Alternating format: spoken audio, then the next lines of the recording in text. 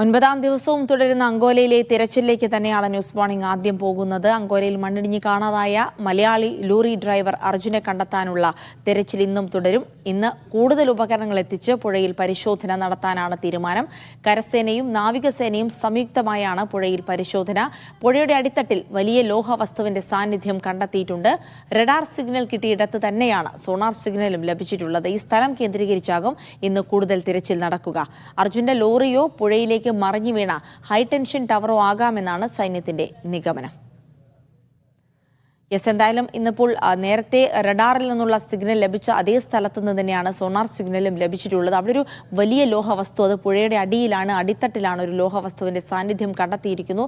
അത് അത്രത്തോളം വലുതായതുകൊണ്ട് തന്നെ അതൊരു ലോറിയാകാം എന്നുള്ള ഒരു നിഗമനമുണ്ട്. പക്ഷേ ഹൈടെൻഷൻ ടവർ കൂടെ പൊട്ടി വീണ സാഹചര്യത്തിൽ അതായിരിക്കാനുള്ള സാധ്യതയുമുണ്ട്. അതുകൊണ്ട് തന്നെ ഈ 9ാം ദിവസവും കൃത്യമായ ഒരു ഉത്തരത്തിലേക്ക് നമുക്ക് എത്താൻ കഴിയുന്നില്ല. മാത്രമല്ല ചോദ്യങ്ങൾ അനവധിയാണ്. ഈ ചോദ്യങ്ങൾക്കൊന്നും കൃത്യമായ ഒരു ഉത്തരം ആരിൽ നിന്ന് ലഭിക്കുമെന്ന് പോലും അറിയില്ല. വളരെ പ്രതീക്ഷയോടെ വേദനയോടെ ഒരു കുടുംബം, ഒരു നാട്ടുകാർ മുഴുവൻ കാത്തിരിപ്പുണ്ട്. ഏതെങ്കിലും ഒരു വിവരം 9ാം ദിവസമായി എന്തെങ്കിലും തരത്തിലുള്ള ലോറിയെ സംബന്ധിച്ചുള്ള ഒരു വിവരമെങ്കിലും ലഭിക്കുമെന്നുള്ള ഒരു പ്രതീക്ഷ. തുടക്കത്തിലെ ആ പ്രതീക്ഷകൾ ഇങ്ങനെ മാഞ്ഞുകൊണ്ടിരിക്കുകയാണെങ്കിലും അവിടെ രക്ഷാദൗത്യം തുടരുന്നു എന്നുള്ളത് വളരെ പ്രതീക്ഷ നൽകുന്ന കാര്യം തന്നെയാണ്. ഇന്നിപ്പോൾ 3 സംഘങ്ങളാണ്, പ്രത്യേകിച്ച് കരസേനയുടെയും നാവികസേനയുടെയും ഒപ്പം തന്നെ മേജർ എം ഇന്ദ്രപാലിന്റെയും നേതൃത്വത്തിലുള്ള ഒരു സംഘം ഇന്ന് അവിടെ സ്ഥലത്തെത്തി കൂടുതൽ ദൗത്യം തുടരും എന്നുള്ള വിവരങ്ങൾ കൂടിയാണ് നമുക്ക് ലഭിക്കുന്നത്. എന്തായാലും അങ്കോലയിൽ നിന്ന് തന്നെ നമുക്ക് തത്സമയ വിവരങ്ങൾ എടുക്കേണ്ടതുണ്ട്. ഷഫീഖ് നസ്രുള്ളിനുണ്ട് വിവരങ്ങളുമായി ചേരാനായി. ഷഫീഖ്, ഇന്നിപ്പോൾ 9ാം ദിവസത്തിലും പരിശോധന തുടരുന്നു എന്നുള്ളത് തന്നെയാണ്. പ്രത്യേകിച്ച് ഇന്നലെ സോണാർ സിഗ്നൽ കിട്ടിയ പുഴയുടെ അടിത്തട്ടിൽ ഒരു ലോഹവസ്തു ഉണ്ട് എന്ന് കരുതുന്ന ഭാഗത്ത് തന്നെയായിരിക്കും ഇന്നത്തെ തെരച്ചിലും പുരോഗമിക്കുക എന്ന് പറയുന്നു. ഒപ്പം തന്നെ അത്യാധുനികമായ ചില സംവിധാനങ്ങൾ കൂടി എത്തിച്ച് പരിശോധന ശക്തിപ്പെടുത്തുമെന്ന് പറയുന്നു. എന്തൊക്കെ പരിശോധനകളാണ്, എന്തൊക്കെ തെരച്ചിലിനായി എന്തൊക്കെ നടപടികളാണ് ഇന്നിപ്പോൾ പ്രതീക്ഷിക്കുന്നത്?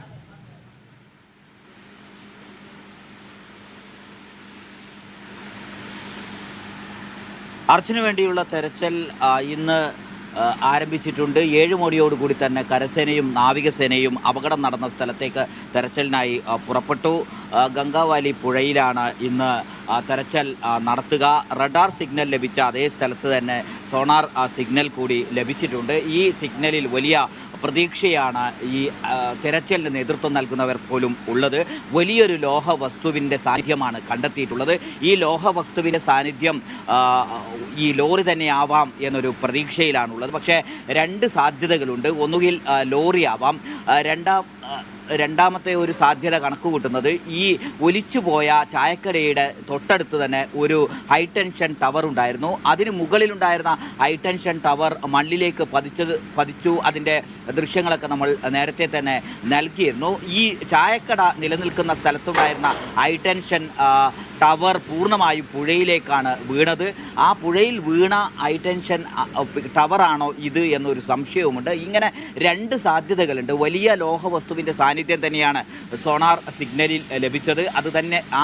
അത് നേരത്തെ റഡാർ സിഗ്നൽ ലഭിച്ച അതേ സ്ഥലത്ത് തന്നെയാണ് എന്നതാണ് വലിയ പ്രതീക്ഷയ്ക്ക് ഇടം നൽകുന്നത്. പക്ഷേ അത് അർജുനൻ്റെ ലോറിയാണ് എന്ന് ഇപ്പോഴും സ്ഥിരീകരിക്കാൻ കഴിയില്ല. നമുക്ക് ഒരു പകുതി സാധ്യതകളാണ് അവിടെ നമുക്ക് കാണാൻ കഴിയുന്നത്. 50 സാധ്യതകൾ മാത്രമേ പറയാൻ കഴിയൂ. ഇന്ന് എത്തിക്കുന്ന അത്യാധുനിക ഉപകരണം ഐബോർഡ് എന്ന ഉപകരണമാണ്. ഐബോർഡിൻ്റെ ഒരു പ്രത്യേകത ചെളിയിൽ പൂണ്ടുകിടക്കുന്ന മണ്ണിനകത്ത് പൂണ്ടുകിടക്കുന്ന വസ്തുക്കളെ കണ്ടെത്താൻ ഉപയോഗിക്കുന്ന ഉപകരണമാണ് ഐബോർഡ്.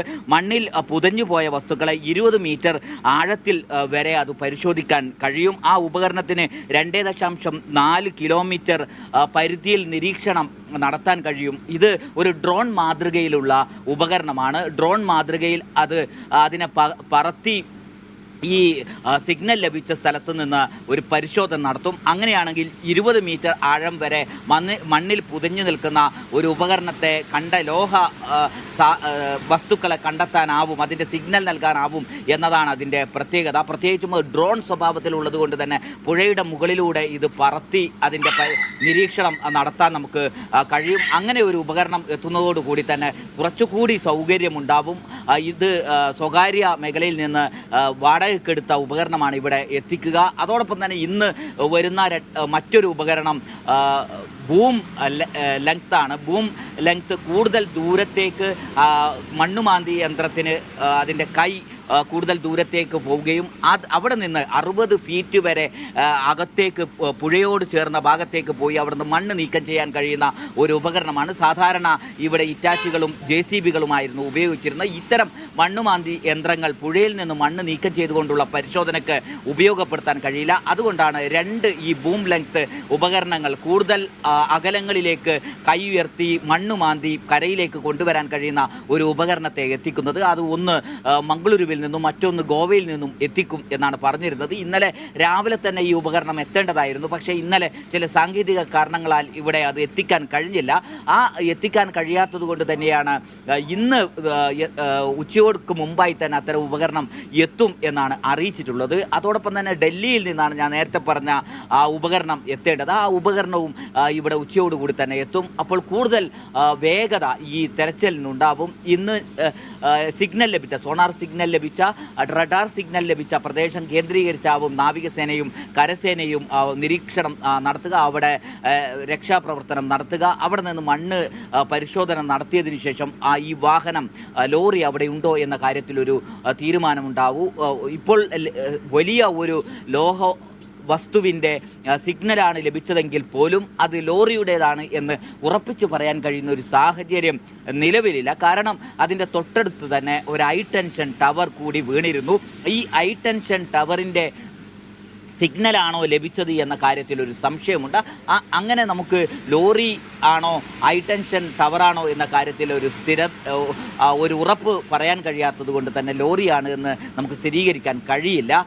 വലിയ പ്രതീക്ഷ നൽകുന്നത് ഇത് ലോറി ആവണം എന്ന ഒരു പ്രാർത്ഥനയും പ്രതീക്ഷയോടുകൂടി തന്നെയാണ് ഇന്ന് 9ാം നാളിലും അർജുൻ്റെ കുടുംബവും ബന്ധുക്കളും ഒക്കെ ഇവിടെയുള്ളത്. ഇവിടെയും കഴിഞ്ഞ 9 ദിവസവുമായി അർജുനന് വേണ്ടിയുള്ള തെരച്ചിലിൽ അർജുനൻ്റെ സഹോദരി, ഭർത്താവ് ഉൾപ്പെടെയുള്ള ബന്ധുക്കൾ അതിന് സാക്ഷിയായി ഇവിടെ തന്നെയുണ്ട്. അർജുനെ കുറിച്ചുള്ള ഒരു വിവരം ലഭിച്ചതിന് ശേഷം മാത്രമേ നാട്ടിലേക്ക് മടങ്ങൂ എന്നാണ് ജിതിൻ ഉൾപ്പെടെയുള്ള ആളുകൾ പറയുന്നത്. ഈ അർജുനെ കുറിച്ചുള്ള ഒരു വിവരം ഈ പരിശോധനയിലൂടെ കിട്ടും എന്നൊരു പ്രതീക്ഷയെ അവർ വെച്ചു പുലർത്തുന്നുണ്ട്. അങ്ങനെ ഒരു പ്രാർത്ഥനയിലാണ് എല്ലാവരും ഉള്ളത്. അതോടൊപ്പം തന്നെ മറ്റ് 2 പേരെ, കർണാടക സ്വദേശികളായ 2 പേരെ കുറിച്ചുള്ള തിരച്ചിലും നടക്കുന്നു. അവരെക്കുറിച്ചുള്ള വിവരങ്ങളൊന്നും തന്നെ ലഭ്യമായിട്ടില്ല. പുഴയിൽ വ്യാപകമായ പരിശോധന നടത്തുന്നു. ആ പരിശോധന നടത്തുന്നതിനിടയിൽ ഇന്നലെ ഒരു സ്ത്രീയുടെ മൃതദേഹം ലഭിച്ചിരുന്നു. തിരിച്ചറിയാൻ കഴിയാത്ത സ്വഭാവത്തിലുള്ള മൃതദേഹമാണ് ലഭിച്ചത്. DNA അടക്കമുള്ള പരിശോധന നടത്തും എന്നാണ് ഉത്തരവാദപ്പെട്ടവർ സൂചിപ്പിച്ചിട്ടുള്ളത്. ഇന്നലെ കുറച്ചുകൂടി വേഗത ഈ തെരച്ചിൽ പ്രവർത്തനത്തിന് ഉണ്ടാവും എന്ന് നമ്മൾ ഇപ്പോൾ പ്രതീക്ഷിക്കുന്നുണ്ടെങ്കിലും കാലാവസ്ഥ അനുകൂലമാണെങ്കിൽ മാത്രമേ അത് നടക്കൂ. കഴിഞ്ഞ ദിവസങ്ങളിലൊക്കെ അടിയൊഴുക്ക് ശക്തമായതുകൊണ്ട് കരസേനക്കുൾപ്പെടെ നാവികസേനക്കുൾപ്പെടെ ഈ തെരച്ചിലിൽ നിന്ന് മാറി നിൽക്കേണ്ടി വരുന്ന സാഹചര്യമുണ്ട്. അടിയൊഴുക്ക് വളരെ ശക്തമായ മഴയാണ്. മഴയുടെ സമയത്ത് ശക്തമായ കാറ്റുമുണ്ട്. അത് വളരെ പെട്ടെന്നാണ്, ഒരു മുന്നറിയിപ്പുമില്ലാതെയാണ് ഈ മഴയും കാറ്റുമൊക്കെ വരുന്നത്. അതുകൊണ്ട് തന്നെ